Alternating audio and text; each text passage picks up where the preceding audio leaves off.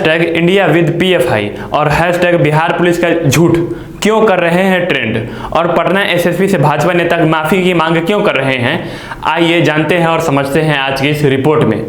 स्वागत है आपका मिलर टाइम्स में, मैं हूं आपके साथ नैयर आजम। बात दरअसल 12 जुलाई 2022 की है, यानी कल परसों की है, जब प्रधानमंत्री नरेंद्र मोदी बिहार विधानसभा के शताब्दी समारोह में पटना आए थे। तभी पटना पुलिस को गुप्त सूचना मिलती है कि फुलवारी शरीफ के अहमद मंजिल में कुछ अज्ञात लोग प्रधानमंत्री को जान से मारने की साजिश रच रहे हैं। मामला गंभीर था। बिहार पुलिस इसी सूचना के आधार पर छापेमारी करती है। छापेमारी में वहां से 2 लोगों की गिरफ्तार करती है और एक का नाम उसमें अतहर परवेज और दूसरे का नाम मोहम्मद जलालुद्दीन था। यहां तक की खबर हमने आपको पिछले रिपोर्ट में बताया था और समझाया था कि क्या था पूरा मामला।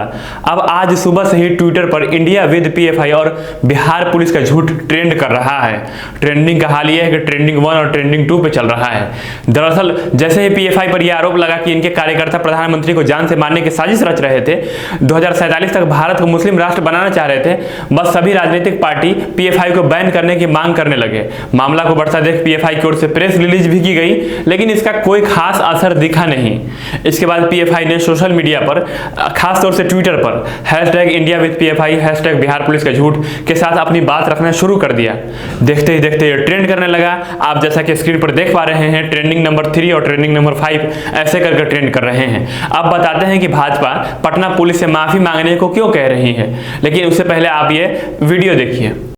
और अभी तक जो अनुसंधान, अभी तो अनुसंधान बिल्कुल प्रारंभिक स्टेजेस पर है। जो पता चला कि ऑर्गेनाइजेशन बेसिकली मोबिलाइज करती थी, मस्जिद में और मदरसा में यूथ्स को मोबिलाइज करते थे और कठोरता की तरफ, जिसको हम अंग्रेजी में रेडिकलाइजेशन बोलते हैं, उसके लिए ये लगातार कार्यशील थे।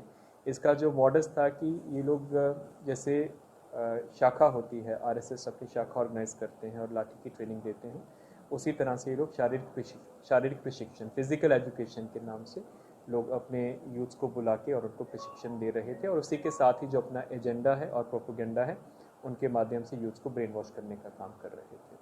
वीडियो में आपने देखा कि पटना के SSP कह रहे हैं कि ये लोग संघ के शाखा की तरह लोगों को शारीरिक ट्रेनिंग दे रहे थे। SSP का इतना कहना था कि भाजपा नेता भड़क के गए और उनके नेताओं ने SSP से माफी मांगने को कहा। इस मामले को भी बढ़ता देख पुलिस मुख्यालय ने SSP से कारण बताओ नोटिस भेजकर जवाब तलब किया है। हालांकि SSP की तरफ से अभी तक कोई जवाब नहीं आया है खबर लिखे जाने तक। आपको बताते चले कि इस मामले की आगे की जांच के लिए NIA को सौंप दी गई है। अब आगे की जांच NIA सौंप रही है। अभी तक के लिए इतना ही। इस खबर पर जो भी अपडेट आएगी हम आपको समय समय पर देते रहेंगे। देखते रहिए मिलर टाइम्स। बहुत बहुत शुक्रिया। मिलर टाइम्स की खबरें पढ़ने, सुनने और देखने के लिए गूगल प्ले स्टोर से ऐप डाउनलोड करें। यहां आप उंगली की क्लिक में पढ़ सकते हैं 4 ज़बानों में न्यूज़, उर्दू, हिंदी, अंग्रेजी, बंगला। आप ऐप पर मिलर टाइम्स की वीडियोस भी देख सकते हैं।